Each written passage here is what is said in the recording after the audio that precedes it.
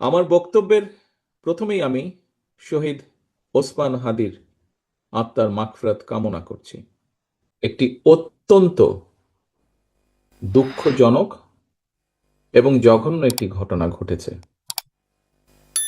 ইনকালাব মঞ্চের নেতা জনাব ওসমান হাদি, তাকে গুলি করা হয়েছে, তার উপরে গুলিবর্ষণ করা হয়েছে। আমরা কিছুদিন আগে দেখেছি চট্টগ্রামে একইভাবে আমাদের আরেক প্রার্থীকে গুলি করা হয়েছিল। প্রিয় ভাই বোনেরা, প্রথমেই আমি এই ঘটনার জন্য তীব্র ঘৃণা এবং প্রতিবাদ জানাচ্ছি। আমাদের উচিত হবে সারা বাংলাদেশে গণতন্ত্রের পক্ষে যত মানুষ আছে প্রত্যেকটি মানুষের উচিত হবে এই ঘটনার তীব্র প্রতিবাদ এবং ঘৃণা জানানোর। আসো, আমাদের আজকের এই অনুষ্ঠান থেকে আমরা এই ঘটনার প্রতি তীব্র ঘৃণা এবং প্রতিবাদ জানাই এবং একই সাথে বিএনপি এবং ছাত্র দলের দায়িত্বশীল একজন কর্মী হিসাবে আমাদের দায়িত্ব হবে প্রশাসনকে, যারা এই ঘটনার সুষ্ঠু তদন্ত করবে, তাদেরকে আমাদের অবস্থান থেকে সহযোগিতা করার কোনো স্কোপ সুযোগ যদি থাকে আমরা আমাদের সর্বোচ্চ সহযোগিতা করব, যাতে করে তারা প্রকৃত যে দোষী ব্যক্তি তাদেরকে খুঁজে বের করে দেশের আইন অনুযায়ী তাদেরকে শাস্তি প্রদান করতে পারে। দেশ একটা অত্যন্ত সংকটের ভিতর দিয়ে যাচ্ছে। আমরা দেখেছি গত এক বছরে বিভিন্ন সময় বিভিন্ন ব্যক্তি, বিভিন্ন সংগঠনের সদস্যরা হুমকি দিয়েছে প্রকাশ্যে যে প্রত্যাশিত নির্বাচন আগামী ফেব্রুয়ারি মাসে, সে নির্বাচনকে তারা হতে দেবে না, বাধাগ্রস্ত করবে। প্রকাশ্যে হুমকি দিয়েছে একটি দল, গোষ্ঠী বা কিছু ব্যক্তি এই দেশকে, দেশের মানুষের শান্তি, স্থিতিশীলতা বিনষ্টের জন্য উঠে পড়ে লেগেছে।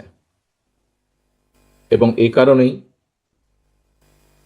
বাংলাদেশ জাতীয়তাবাদী দল এবং একই সাথে যারা বাংলাদেশের অস্তিত্বে, স্বাধীনতা, সার্বভৌমত্বে বিশ্বাস করেন, দল ছোট বড় বিষয় না, যারা বাংলাদেশি জাতীয়তাবাদের অস্তিত্বে, বাংলাদেশের অস্তিত্বে বিশ্বাস করে, সবার আগে বাংলাদেশ, এই নীতিতে যারা বিশ্বাস করে, আমাদের প্রত্যেকটি দল, প্রত্যেকটি নেতা, প্রত্যেকটি কর্মী, প্রত্যেকটি মানুষকে আজ অতীতের যে কোনো সময় থেকে সবচাইতে বেশি ঐক্যবদ্ধ হতে হবে। কারণ যারা এই দেশের স্বাধীনতাকে ধ্বংস করতে চায়, এই দেশের সার্বভৌমত্বকে ধ্বংস করে এই দেশের স্থিতিশীলতাকে ধ্বংস করতে চায়, তারা তাদের ষড়যন্ত্র যে শুরু করে দিয়েছে, আজকে ওসমান হাদির ঘটনা দিয়ে তা প্রমাণিত হয়। আমরা বিভ্রান্তি ছড়ানো থেকে প্রত্যেককে বিরত থাকতে হবে। কেউ যাতে কোনো বিভ্রান্তি ছড়ানোর সুযোগ না পায় সেই ব্যাপারে আমাদেরকে সচেতন থাকতে হবে। এবং একই সাথে যারা তদন্ত করবে, সত্যিকার অপরাধীকে যারা ধরবে, আমাদের অবস্থান থেকে যতটুকু সম্ভব আমরা সর্বোচ্চ সহযোগিতা করব। আজকের অনুষ্ঠানে আমার বক্তব্যের প্রথম অংশ এটি। আমাদেরকে প্রতিবাদ করে তুলতে হবে এবং যে কোনো মূল্যে অন্যায়ের বিরুদ্ধে প্রতিবাদ গড়ে তুলতে হবে, যে কোনো অন্যায়ের বিরুদ্ধে এবং যে কোনো মূল্যে এই দেশের মানুষ যাতে করে তাদের হারানো গণতান্ত্রিক অধিকার ফিরে পেতে পারে তার। আমার বক্তব্যের প্রথমেই আমি শহীদ ওসমান হাদির আত্মার মাগফিরাত কামনা করছি। প্রিয় সহকর্মীবৃন্দ, আমাদের যে এই আজকের অনুষ্ঠানটি, এই অনুষ্ঠানটি কি আমরা নাম কি দিয়েছি? আমরা নাম দিয়েছি যে জুলাই শহীদদের স্মরণে স্থাপিত ডিজিটাল স্মৃতিস্তম্ভ। জুলাই আন্দোলনে আমরা আমাদের যে সকল ভাইদেরকে হারিয়েছি, যারা শহীদ হয়েছেন, স্বাভাবিকভাবেই তারা এই প্রজন্মের তরুণ সদস্য ছিলেন। এই প্রজন্মের বা এই যুগের অন্যতম আবিষ্কার বা অন্যতম খুব পপুলার একটি মাধ্যম হচ্ছে আইটি মাধ্যম, ইন্টারনেট যেটিকে আমরা বলি। স্বাভাবিকভাবেই এই ইন্টারনেটের সাথে আমাদের তরুণ প্রজন্ম যারা এখন, তাদের একটা খুব নিবিড় সম্পর্ক রয়েছে। কিন্তু এই ইন্টারনেটের একটি হয়তো সমস্যা রয়ে গেছে, সেটা হচ্ছে ব্যয়বহুল, সবার জন্য অনেক সময় এফোর্ড করা সম্ভব হয়ে ওঠে না। আবার একইভাবে একইভাবে এই ইন্টারনেটের মাধ্যমে আমাদের তরুণ প্রজন্মের বহু সদস্য, সারা বাংলাদেশে ছড়িয়ে ছিটে থাকা বহু সদস্য এই ইন্টারনেটের মাধ্যমে সংযুক্ত হওয়ার মাধ্যমে তারা তাদের বিভিন্ন রকম, ছোট হোক বড় হোক, যার পক্ষে যতটুকু সম্ভব, তাদের কর্মসংস্থানের ব্যবস্থাও তারা করে থাকে। বহু সদস্য তরুণ প্রজন্মের, যদিও আমি বারে বারে বলছি তরুণ প্রজন্ম শুধু না, এখানে কম বেশি সব প্রজন্মেই সদস্যরাই ইন্টারনেটের সাথে কম বেশি নারী পুরুষ সকলেই সংযুক্ত, তবে তরুণ প্রজন্মের মধ্যে এটার ব্যবহারটা বেশি। এবং তরুণ প্রজন্মের বহু সদস্য পড়ালেখার জন্য এই ইন্টারনেটকে ব্যবহার করে থাকেন। আজকে আমরা যেটি আগামী দিনে বাংলাদেশে করতে চাই, সেই কাজটি যেটি সরকার বা দেশের পক্ষ, রাষ্ট্রের পক্ষ থেকে আমরা করতে চাই, সেই কাজটি আমরা আমাদের দলীয় অবস্থান থেকে প্রথমে শুরু করেছি। দলীয় অবস্থান থেকে আমরা এই জন্য শুরু করেছি যে আমরা যেটা চাই করতে, যেটা বলি আমরা, সেটি আমরা নিজেরা প্রথমে চেষ্টা করি। এইটি এর আগেও প্রমাণিত হয়েছে এবং এটি বর্তমানে আমরা প্রমাণ করার জন্য আমরা আজকে এই উদ্যোগটি গ্রহণ করেছি। আরএফএল গিজার মানে চটজলদি পানি গরম, বিদ্যুৎ বিল 20% কম। আরএফএল গিজার, উষ্ণ পানির পরশ।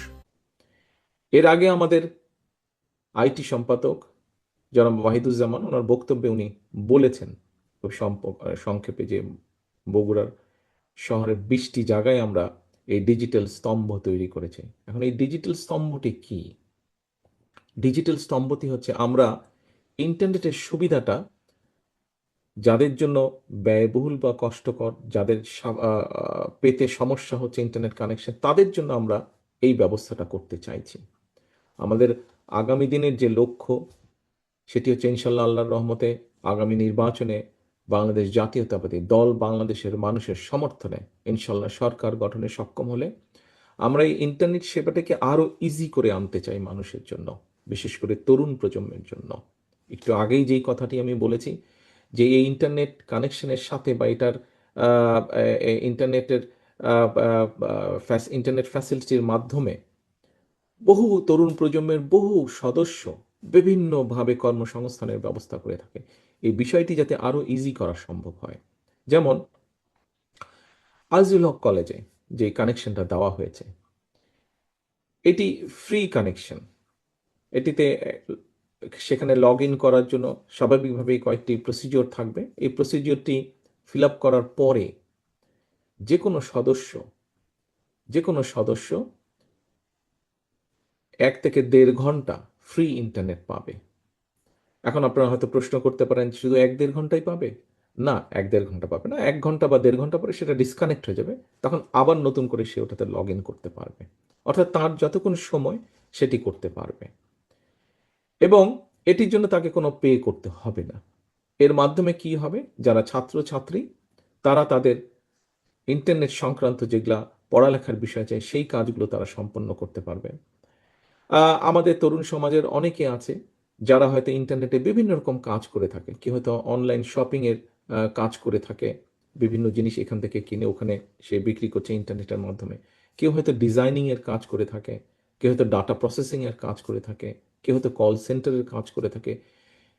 অর্থাৎ এই মানুষগুলোকে যতটুকু সম্ভব একটু হলেও সুবিধা তৈরি করে দেওয়া, যাতে তাদের কাজের জন্য কিছুটা সুবিধা হয়।